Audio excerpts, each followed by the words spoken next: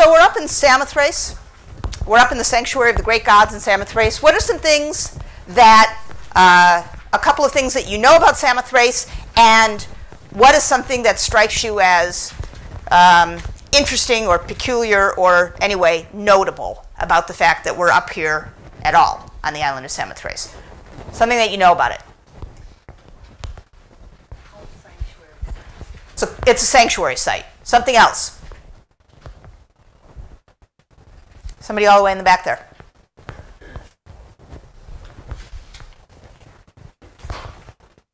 When does cult start?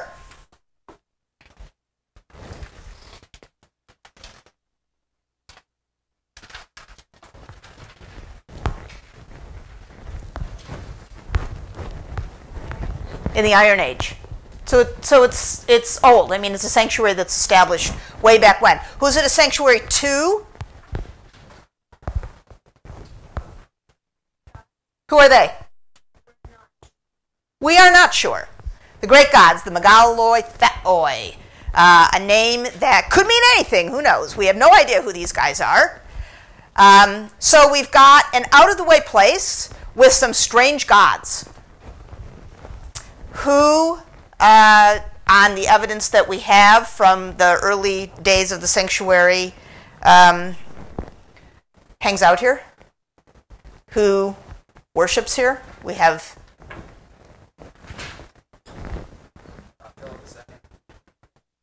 the Macedonians start to, the Macedonian kings and Macedonians in general probably use this as a sanctuary, and you can see why that would make sense because it's up in their neck of the woods, and probably people from up in this neck of the woods are the only people who know about these deities, revere them, practice there, because all of the city-states of the Greek world have their own sanctuaries. Every city has its own sanctuary.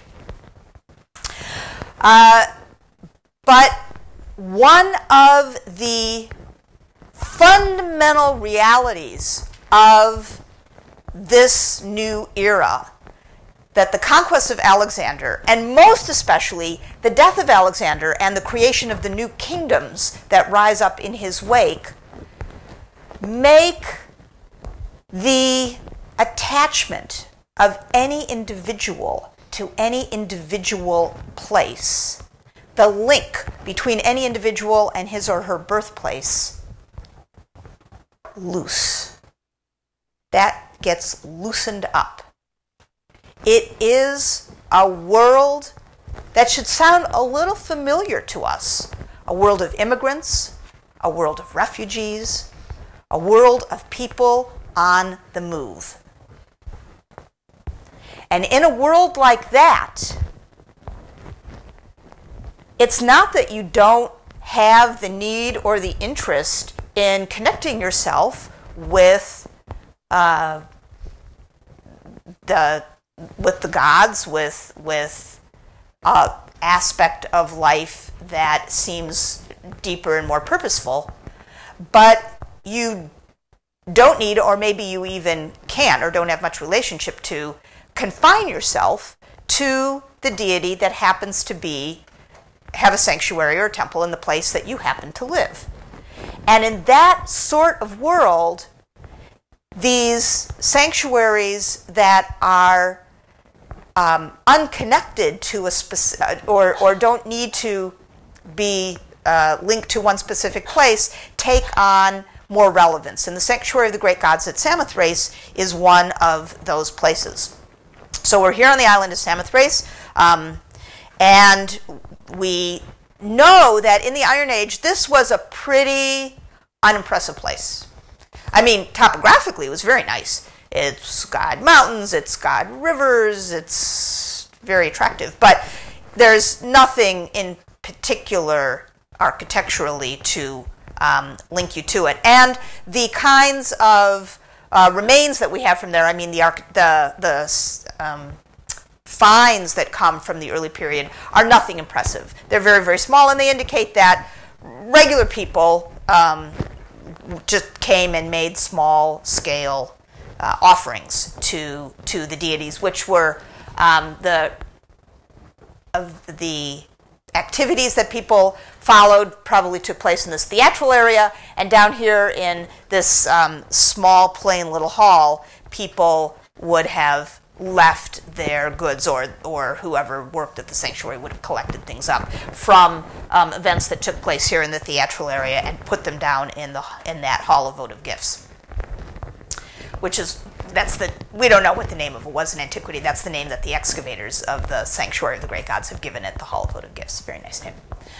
So we're looking down now at the central area, and this is the area that the Macedonians, that the dynasty of Philip and his immediate successors enlarge. They build a new structure here for the altar. They put a little they put a surround around it, and they build this building in which the cult of the mysteries of the great gods, the initiation, would have taken place. And those dedications by Macedonian kings set a new pattern for interactions with the sanctuary of the great gods. It turns the sanctuary of the great gods into a place where dynasts, kings, can make an architectural statement and show off. And after the Macedonian, those few Macedonian structures are erected very shortly thereafter, sometime in the 280s BCE, Arsinoe the daughter of Ptolemy, builds, or has under her aegis built, this enormous rotunda. And at the end of class last time, we saw that exact rotunda represented on a small funerary relief from the site of Cyzicus in Asia Minor, which demonstrates as perfectly as any individual object or monument from the Hellenistic era can possibly demonstrate how now linkages between very far-flung areas are manifest. So we have in red here the various Macedonian structures, and in gold here Arsinoe's pavilion under her dad Ptolemy I and his son, and Arsinoe's actual second husband, who was, yes, her brother. The Ptolemies did that, in case you're keeping track of the relationships here. I did not misspeak. Some more structures get built. The rest of these structures in gold. Here, I don't know if you guys have your plans out or not. Want to take your plans out? So handy to write notes on your plans. Sir.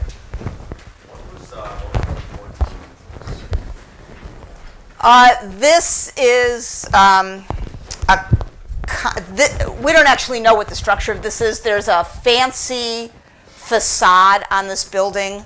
It's probably built around 300. It's probably built under Philip IV Aridias, and it's a structure that's got a fancy facade, and there's a frieze over the facade of dancing ladies.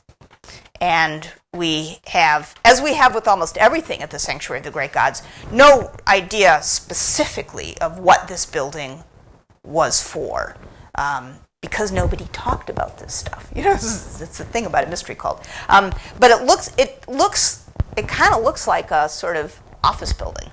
You know, it's got these two long halls, and it could have, I mean, different groups could have met inside there. It could have been like meeting hall. You know, we don't really have any idea. Okay, so you can tell from looking at this what the function has got to be. What's the function got to be? Yeah. It's a bridge. It's a bridge. Because there's a river in front of that divides one, that marks one side of the sanctuary. And so here you see it in real life. This is what happens. I took this picture many years ago, and it seems to have deteriorated. I need to go back to Samothrace. And this is what it would have been like in reconstruction. So it is a monumental entryway.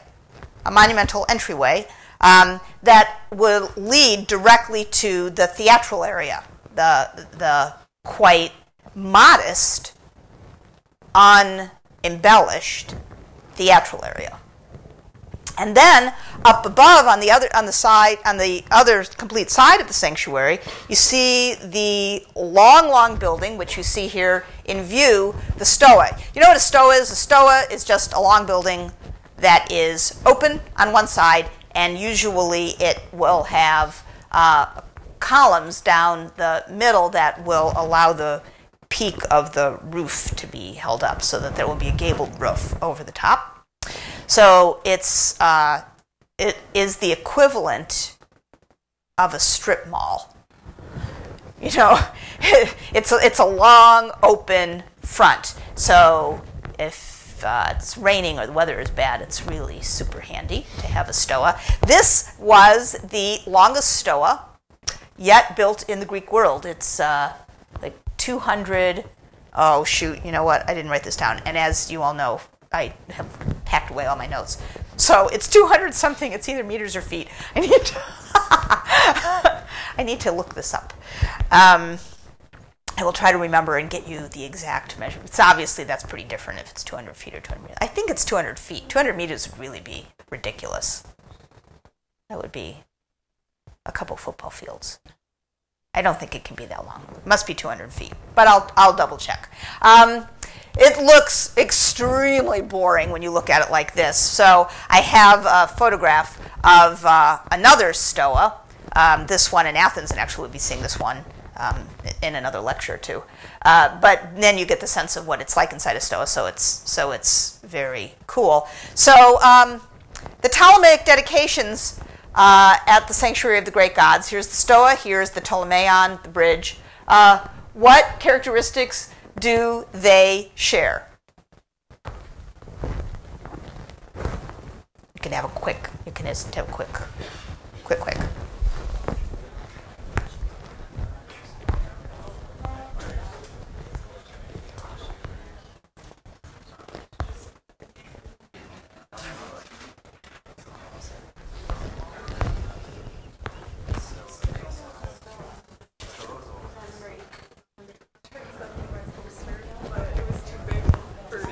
Oh yeah, I'm sure.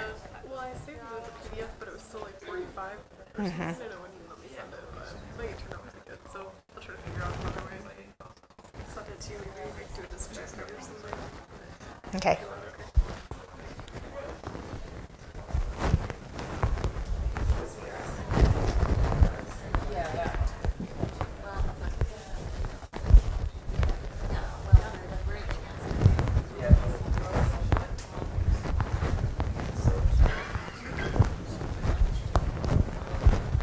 So what do you think?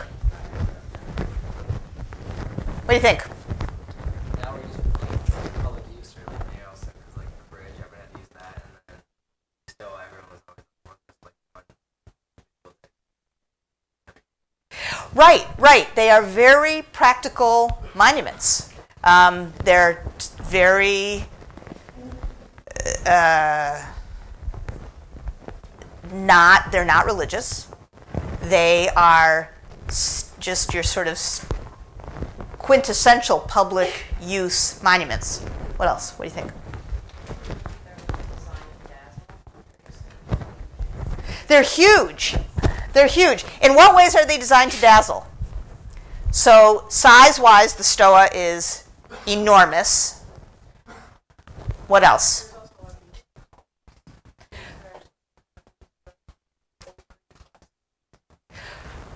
So this long columnar facade, this classical facade. So size What else?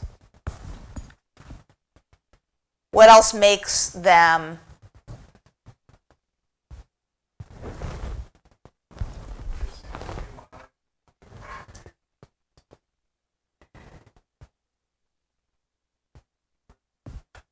Yeah, there is a lot of open space here that would make it very practical for large crowds. What would those large crowds be viewing when they were here?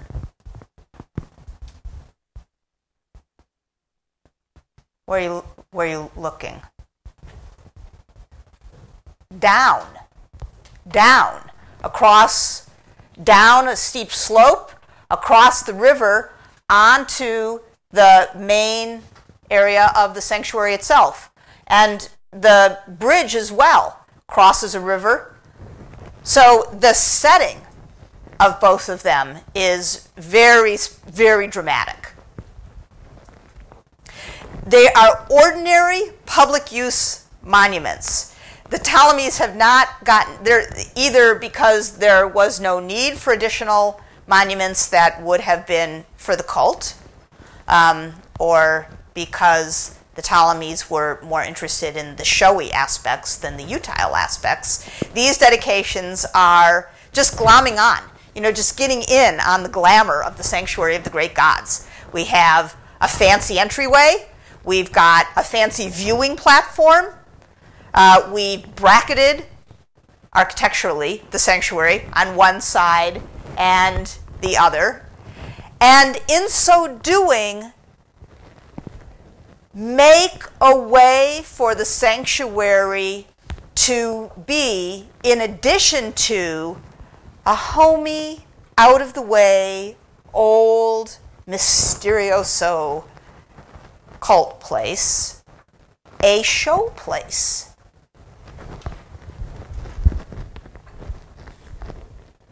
And you got to hand it to the Ptolemies because you get a lot of bang for your buck. These are cheap buildings. No sculpture, no architectural decoration. The buildings alone, by the careful placement of them and their utility, their practical utility, will ensure that people who come to the sanctuary of the great gods will use them and will enjoy them, and will then, some of the good beneficial feeling of that will redound to the credit of the Ptolemies. In the next half century, some more people then, more dedicators got in on the act of adding structures to the sanctuary of the great gods. The Ptolemies turn it into, the Macedonians support it as a cult place. The Ptolemies turn it into a show place. And once that happens, then other people who want to advertise to the larger world of Hellenistic Greece in the East want to start to make dedications. So we get these structures which are almost certainly treasuries. These little green structures up here, we don't know who dedicated them. We get a new huge theatral area, now very nicely situated so that it essentially centers practically on the altar court, and the river demarcates the border between the theatral area and the altar court. So you're set for a show here. Oops. And no, what happened? I was supposed to get a little box right here. Supposed to get a little box right around here. All right. So now I draw your attention to this little thing down here. I put that on a different slide. This is a fountain, a little fountain, which is situated, as you see, at the end of the long stoa and overlooking the theater. The fountain has in it a dedication from this small island state, the island state of Rhodes. Rhodes is a small place, but it had a mighty sense of itself as a player in the Hellenistic world. You're looking here at the harbor of Rhodes, modern-day Rhodes, and it was bestriding the harbor of Rhodes that one of the 7 wonders of the ancient world, as decided by the librarians of the Library of Alexandria, stood, and that was an enormous statue of the sun god Apollo, Helios. One leg on one side of the harbor, one leg on the other, the body rising many, many, many meters up in the air, and the ships would pass in between his legs. An earthquake in the 2nd century toppled the statue, and here you see a very adorable Renaissance evocation of the experience of sailing into the harbor at Rhodes, and then the tumbled Colossus. It was called the Colossus of Rhodes. The face of the Colossus of Rhodes was on the coins of Rhodes, and you see one of those coins here. Why did the Rhodians think it was, what possessed them to adorn their harbor in this way? The Rhodians were the most famous producers and shippers of a commodity much prized in the Hellenistic world, and indeed much prized today, and that was wine. Wine made on Rhodes was the most widely disseminated trade item in the early Hellenistic Mediterranean. Rhodian wine was traded in jars like this, called amphoras, because they have 2 handles. And the handles of the amphoras, the tops of the handles of the amphoras, here were stamped. And here you see a stamped amphora handle with a little logo here of the head of Helios. And you can tell because it's got, I love this, it has rays going out of its little schematic circular head, just like you drew when you were 4, and you drew a house with the sun, and you drew rays going out of it. the little schematic logo of Helios has rays. So Rhodian amphoras are the most common kind of cargo in ships that plied the Mediterranean. And every place that you see a dot here and more, Rhodian wine amphoras have been found from the 3rd and the 2nd centuries BC. So Rhodes is a small place with a huge reach. Their trade meant that they were very good seafarers, and as a consequence, they had a good navy. Rhodes was not part of any one of the Hellenistic kingdoms. It was independent. Rhodes was independent. And in the early part of the 2nd century BCE, independent Rhodes was allied with 2 other relatively small but relatively well-off and quite proud independent, what you might call city-states. One was Pergamon, which we'll be getting to in a little bit, and the other was Rome. These small places needed to be allied because we have in this era big places who are always looking to expand, and the biggest in this neck of the woods were the Seleucids. And in this era, the king of the Seleucid dynasty was Antiochus III, who you see here. And he was interested in expanding throughout all of Asia Minor. He was interested in expanding the borders of his empire. So the kingdom of Pergamon sent emissaries to Rome, as did the kingdom, the city-state of Rhodes, sent emissaries to Rome and got the Romans on board, and the 3 of them made an alliance to stop Antiochus. So Antiochus got himself an ally who was both good with the military ways and also somebody that was definitely designed to drive the Romans crazy, and that was Hannibal. You gotta love this period. You gotta love this period because this is the period when all these separate places like wake up and say, whoa, we're connected. We're all connected to each other, and what happens to you is going to have an effect on me. And then there are all these legendary people like Hannibal who show up and come out of left field into parts of the world that you didn't think they had anything to do with. Like if you know anything about Hannibal, you know that he comes from North Africa and he fights the Romans in the Punic Wars, but he, after that didn't work out so well, looked around for more and potentially more successful military alliances, and he hooked himself up with Antiochus III.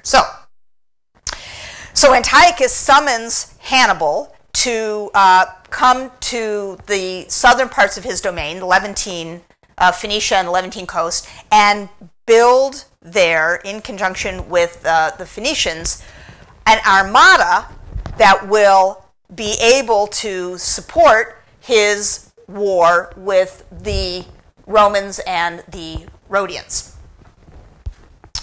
And the Romans send a fleet and a land force. The land force is marching under Scipio, the famous Roman general Scipio.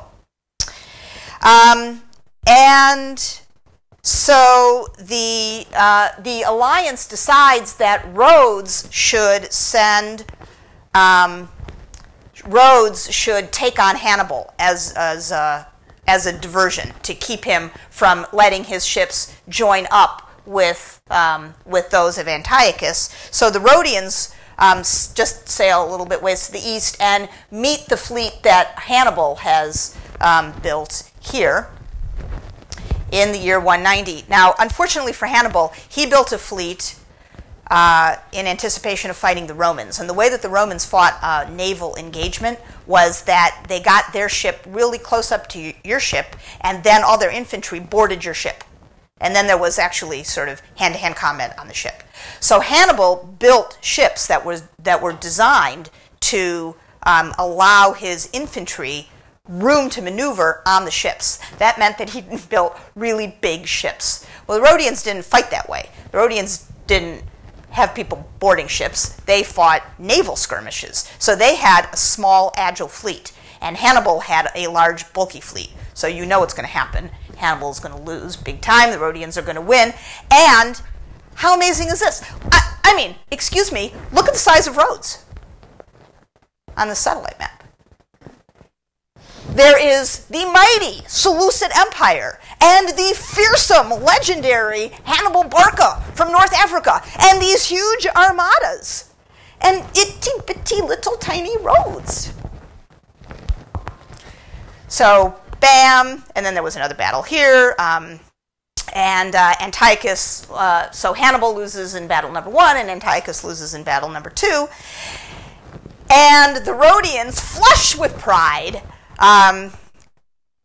decide that they're going to build a victory monument. And instead of building a victory monument on Rhodes, since not necessarily everybody who's anybody would get to Rhodes to see the monument, they build it at what's come to be this great showplace, the sanctuary of the great gods at Samothrace.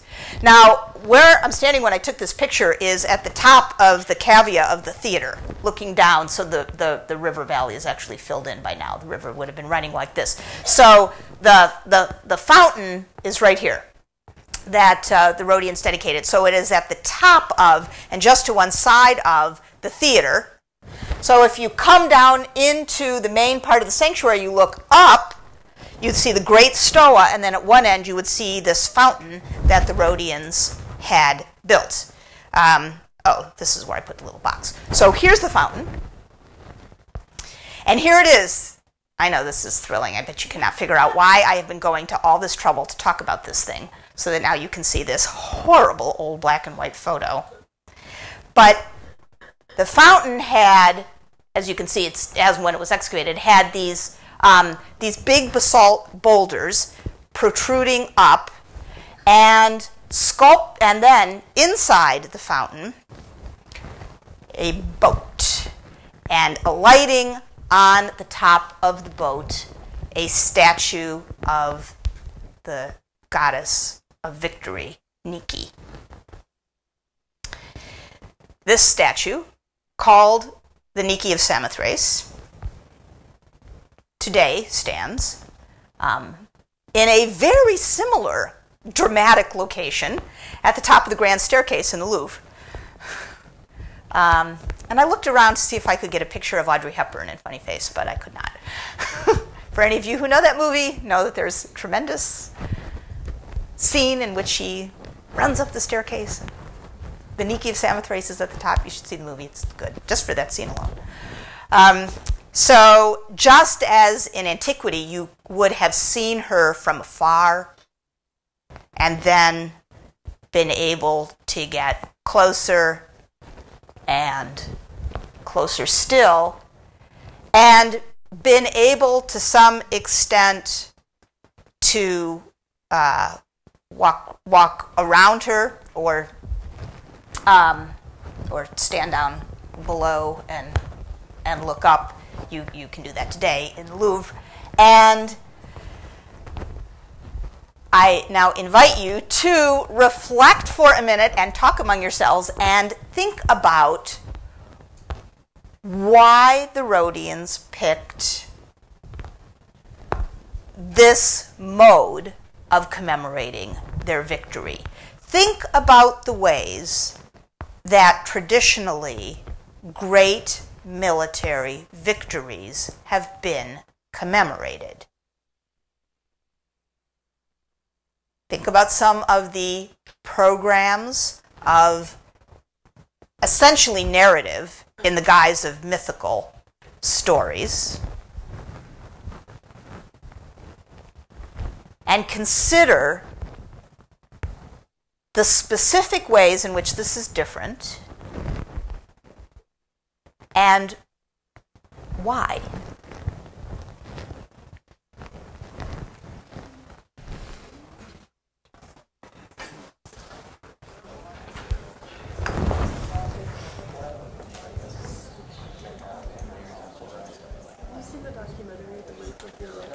Yeah, it was interesting watching that statue kind of. Very. That's very good. It's a great documentary. Yeah. Yeah. We showed it the last time I taught Who Owns the Past. That was really good. I wasn't expecting it to be that interesting, but yeah, it was really cool to watch the franticness of them trying to save the Lukes. Yeah, I'm not just all. They won like a I don't know why I didn't realize she was on top of a ship when I was there. Like, there were so many people on it. Oh yeah, it's usually pretty. Yeah, I have this picture off of, as I get a lot of my images anymore off of Wikimedia, and but it's great because you just get the one person, you get a sense of scale, and it's a terrific picture. Yeah, I was thinking, I was like, no way, I've never seen that empty. I know.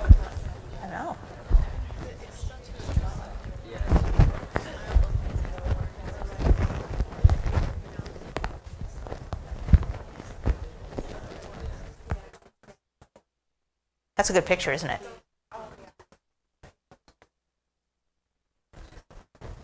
So this is interesting, huh? What do you think? React.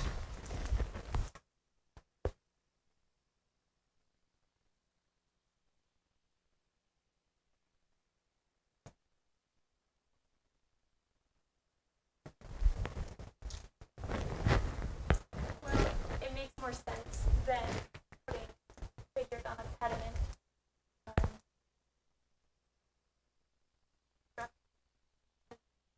Everybody was boat and boat.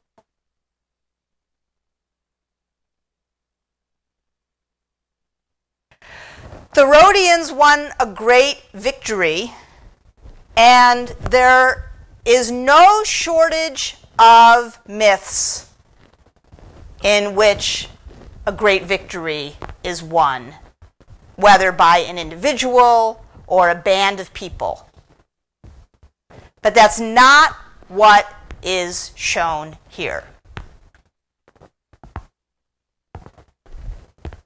What's shown here?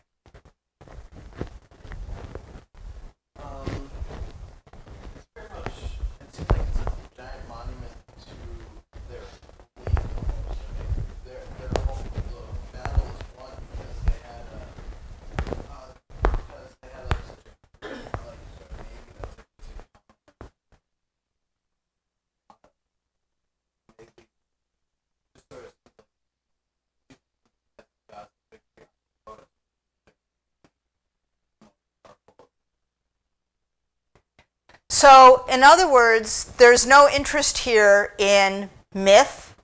There's no interest here in metaphor. This is quite specific. We won a naval victory, so we're going to show a boat. Just so there will be no confusion. And, keep going.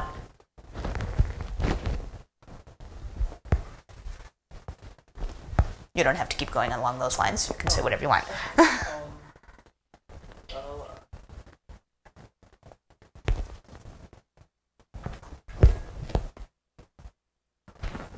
What about the placement?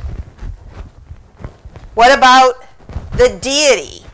What about the style?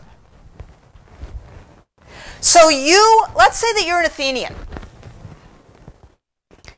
It's not like you haven't seen some pretty fancy victory monuments. You live in a city with like the best victory monument ever, the Parthenon. Lots and lots and lots of imagery on that. You come to be inducted in the mysteries of the great gods at Samothrace, and somebody points out to you this monument up at the top of the theatral area to one end of the Stoa. So the Rhodians just dedicated that. You know, I don't know if you heard, they won this great big victory, blah, blah, blah. What do you think?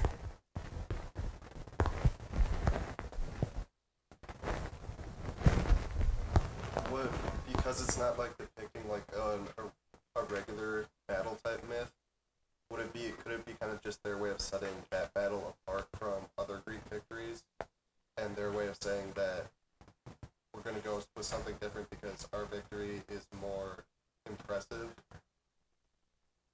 I mean, because like all the Achilles victory, like all the other victories, it has like a picture of like Achilles or something like that. Well, what are the stories on the Parthenon? So how are you used to seeing victory portrayed?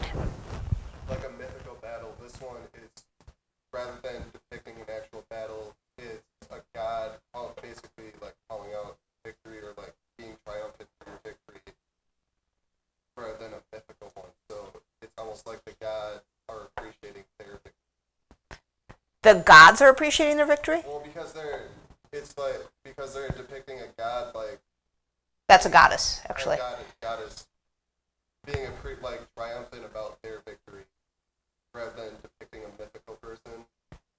So the goddess Nike is here alighting on the prow of a ship. She's in motion, as you can see. The wind and the water are pushing her clothes away. Her wings are aloft.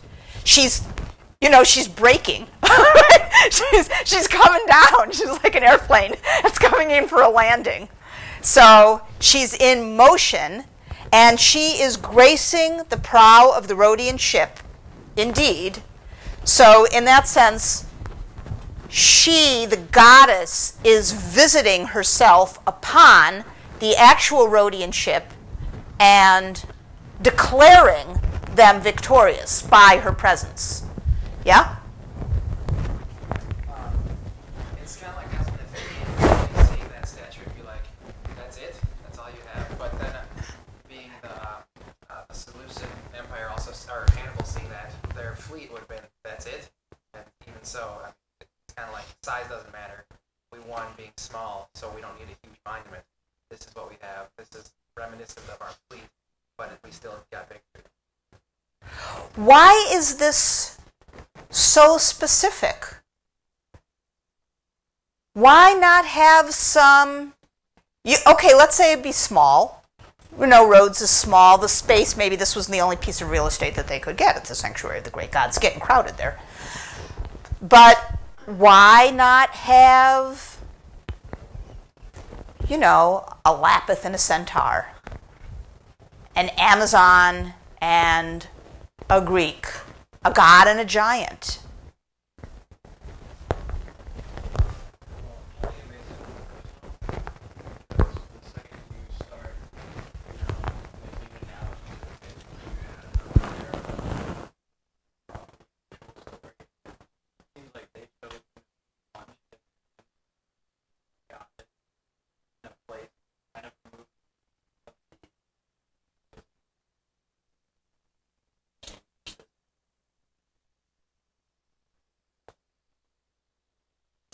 So there's nothing separating the specificity of this event from the depiction that you see. If you come from Athens, you might think this is so obvious. You know, these people have no nuance whatsoever.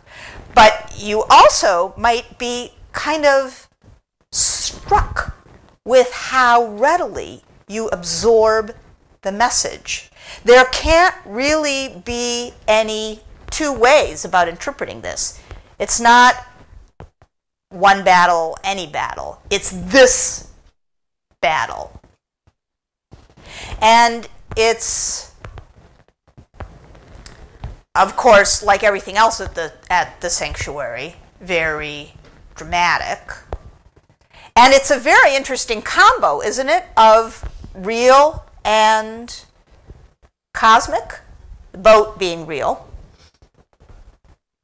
And one assumes quite specifically reminiscent of a Rhodian trireme with its cutting prow. And the deity who alights down upon it, having come from above. Now look at your quotes.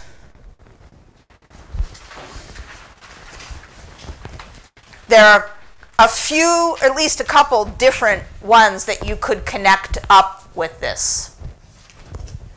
You can talk. You don't have to just read silently to yourselves.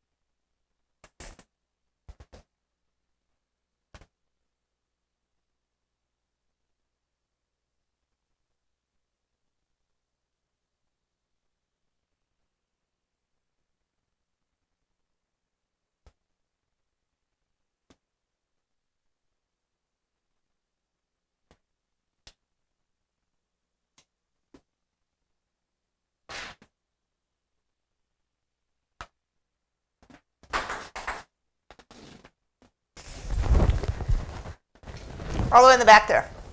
What do you think?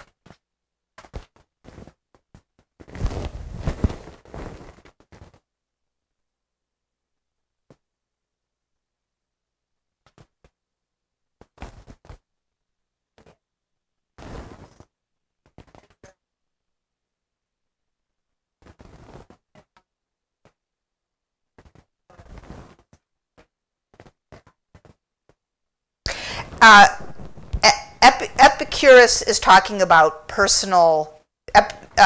Epicurus is talking about an individual attitude towards life. His is a quote that would be relevant when we are looking at personal items, personal interior spaces, things that individuals make for themselves. So when I talked about at the beginning of class today, there are these two different sort of categories in which we see art and adornment and representation. Epicurus is not speaking to anything that would have to do with public viewing.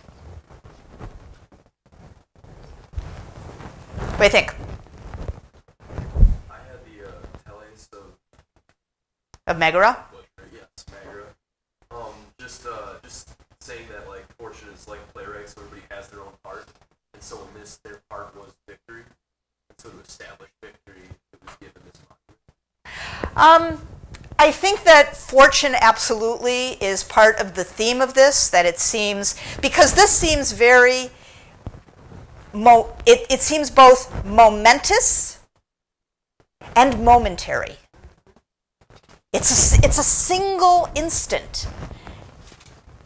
And fortune, in the guise of a winged creature from on high, is a rather capricious deity.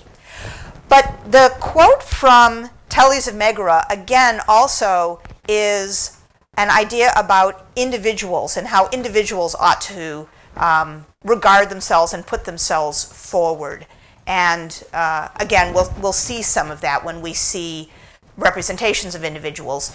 But he's not really referring to how a state presents itself.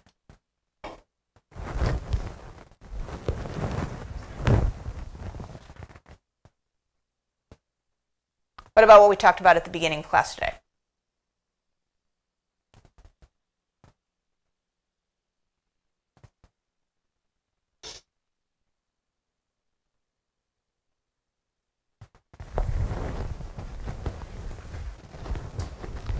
So you come from Athens, and a victory monument for you is the Parthenon, the Amazonomachy, the Gigantomachy, the Battle of the Lapis and the Centaurs, Athena, Zeus, the Olympian gods. The whole kit and caboodle is up there. Ain't none of them here. This is an actual Rhodian ship. No myth, no metaphor. And a deity that does not appear anywhere on the Parthenon. In fact, a deity that, let's say it like this. This deity is not a player. Nike does not make things happen. Nike is the recognition that something has happened. She is the embodiment of victory, but not the bringer of victory. Who brought victory? Who is actually being celebrated here? Who? The Rhodians. The Rhodians. Not Athena, not the great gods, not Zeus. The Rhodians. And Nike is recognizing, gracing the Rhodians with her presence. Who needs the gods? Not the Rhodians. They did it all by themselves. That's going back to the Callimachus saying that just, the gods aren't there, so we'll do it ourselves. Right. The gods aren't there. The gods are absent. And if you please, Pausanias notes, in your final quote, this, on his very last line, how temporary and completely insecure human things are. And because she can come and go. This is a monument to a moment.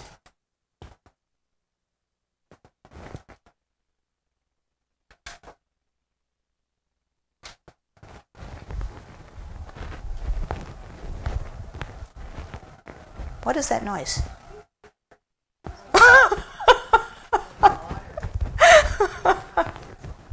Wow.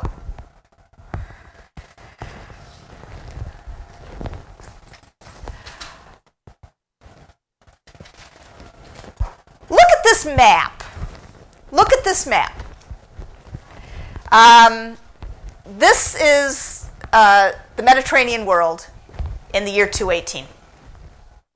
This is just 20 years before the Rhodians make their dedication up here on the island of Samothrace. The Rhodians were in alliance with Pergamon, who we'll be getting to next time, and in alliance also with Rome. What is the other quote on your sheet that this moment and that monument embodies.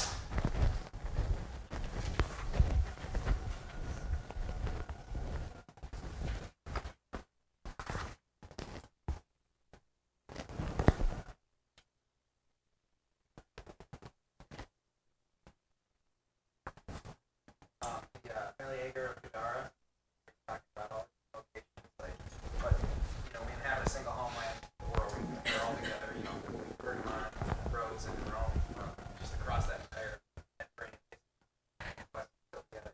Right. What happens in one part of the world is integral to and connected with what happens in another.